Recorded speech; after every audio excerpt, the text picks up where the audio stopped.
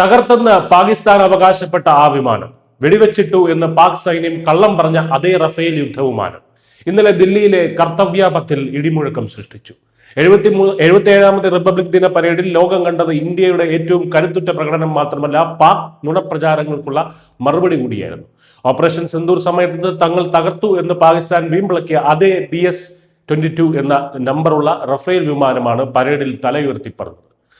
4 ദിവസം നീണ്ടുനിന്ന സൈനിക ഏറ്റുമുട്ടലിൽ ഇന്ത്യക്ക് കനത്ത തിരിച്ചടി നൽകിയെന്ന പാകിസ്ഥാന്റെ വാദം പച്ചക്കള്ളമാണെന്ന് ഇതോടെ തെളിഞ്ഞിരിക്കുകയാണ്. 6 റഫേൽ വിമാനങ്ങൾ അണിനിരുന്ന വജ്രാംഗ് വിന്യാസത്തിലൂടെ ഇന്ത്യൻ വ്യോമസേന തങ്ങളുടെ അജയ്യമായ കരുത്ത് ലോകത്തിന് കാട്ടിക്കൊടുത്തു.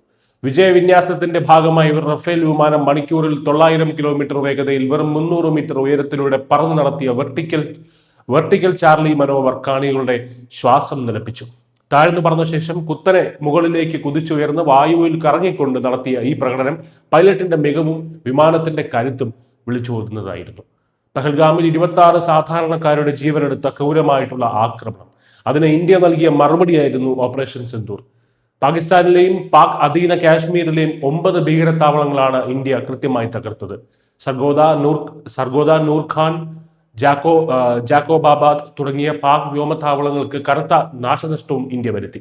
ജെയ്ഷെ മുഹമ്മദ് തലവൻ മസൂദ് അസറിന്റെ കുടുംബാംഗങ്ങൾ ഉൾപ്പെടെയുള്ള 100-ലധികം ഭീകരരെ വധിച്ച ആ ഓപ്പറേഷനിൽ ഇന്ത്യയുടെ ഒരു റഫേൽ വിമാനത്തിന് പോലും പോർലേറ്റിട്ടില്ല എന്നതിന്റെ ജീവിക്കുന്ന തെളിവാണ് ഇന്നലെ കർത്തവ്യപഥിയിൽ കണ്ടത്.